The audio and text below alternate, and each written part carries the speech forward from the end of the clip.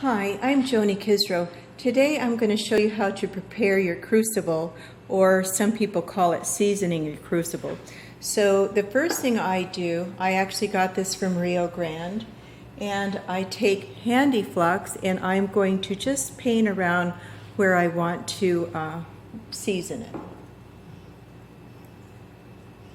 it. So I'm just very liberal in painting that.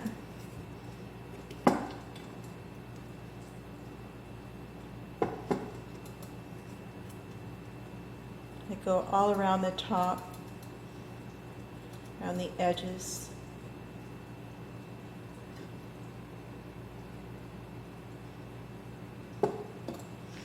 And I'm going to go around the sides as well, because when I'm pouring my silver, I want it to just flow real nicely.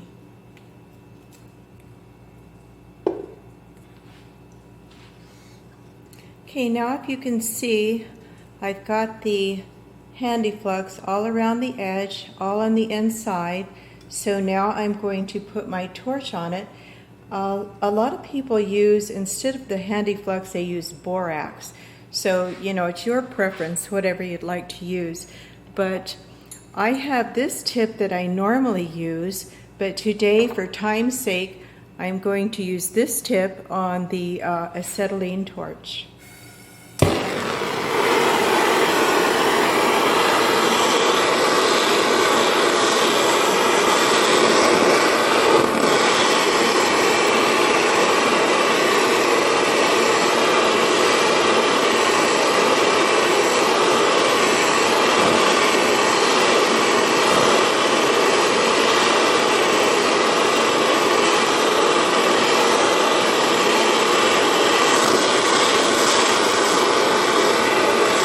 I'm heating it from the bottom just to get the whole crucible warm.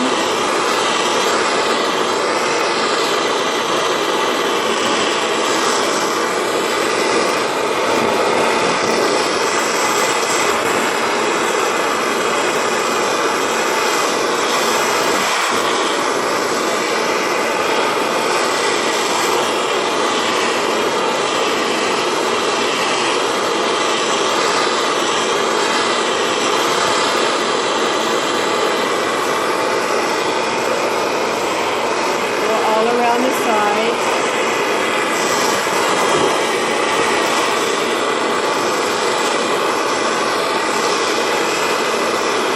And the hottest part of the flame is at the very point of the glue.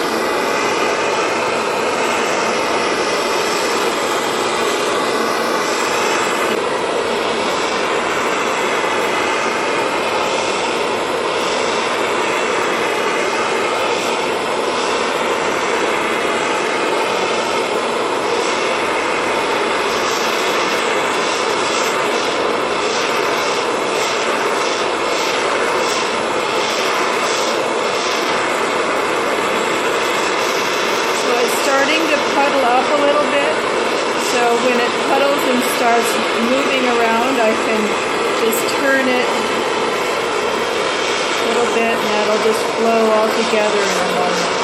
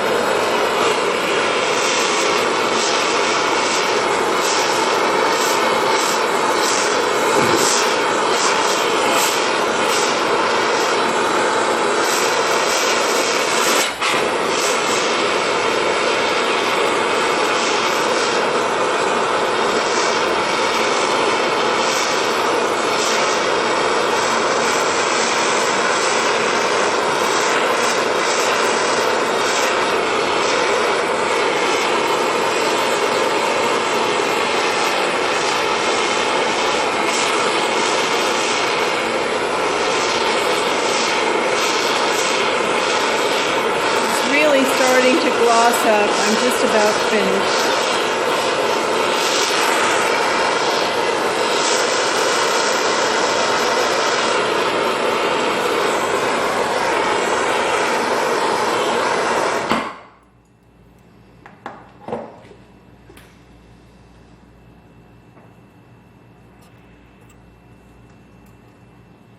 So that's what it looks like now. It's all glossy and perfect.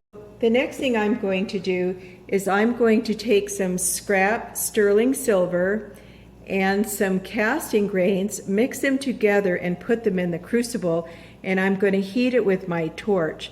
What I use is a acetylene torch with a number 4 tip.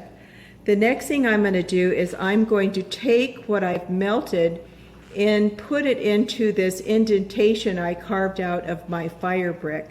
But my goal today is to melt the silver and pour it in here, and then I'm going to put it in the rolling mill and I'm going to flatten it, and then I'm going to cut a ring out of a pancake die.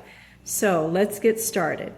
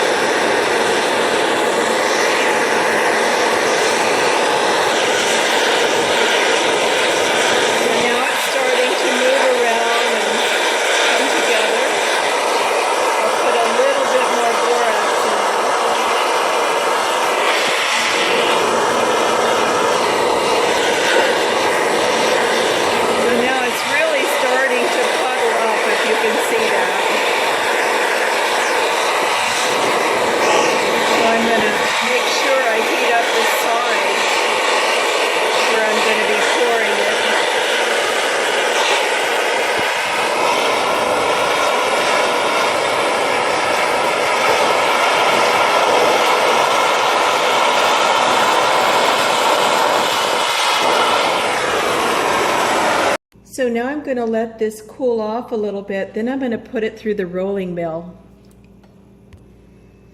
So the next thing I'm going to do is quench it, but I don't want to quench it when it's red hot. I let it cool a little bit before I put it into the water.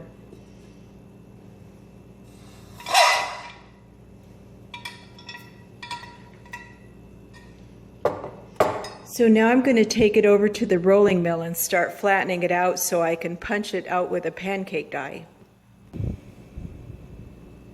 So this is what I've gotten so far. I've annealed it several times and ran it through the rolling mill, and it's going to be getting longer and longer. So what I'm going to do is I'm going to cut it right here, and then I'm going to put it in the rolling mill going the opposite way, the sideways, so then it will be wide enough to put in the pancake die.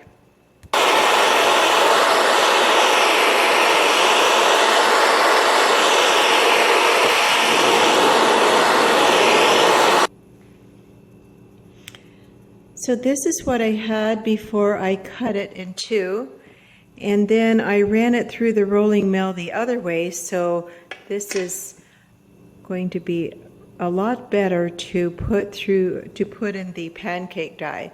So what I'm going to do first is I'm going to texture that and then put it in the pancake die. So I've hammer textured my piece here with a hammer, and now I'm going to put it right into the pancake die. So when you put your piece of metal into your pancake die, I call this the window.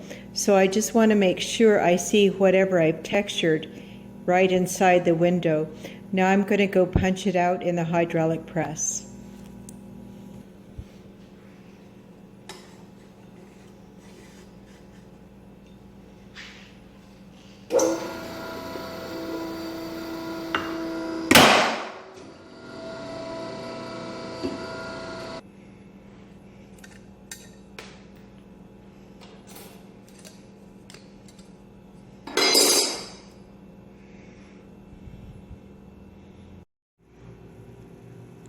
I've cut it out with a pancake die. I cut the tab off.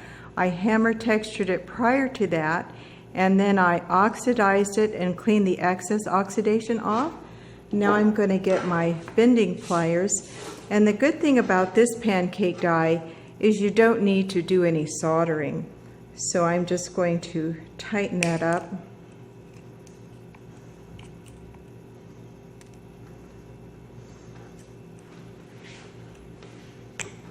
Just wrap it around there.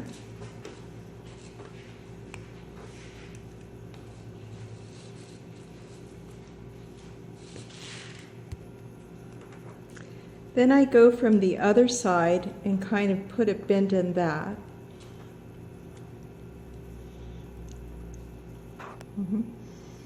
So here's the finished ring. And you know, you could actually take your cutter, your metal cutter, I have a Durston, but you could make it thinner, just cut, you know, like a straight line if you don't want it that wide. Okay, so I'm going to put it on, and so this is my finished ring out of scrap silver. And Kevin Potter also made a video that you might want to check out, and he melts down a coin. So check that out as well. So thank you for watching.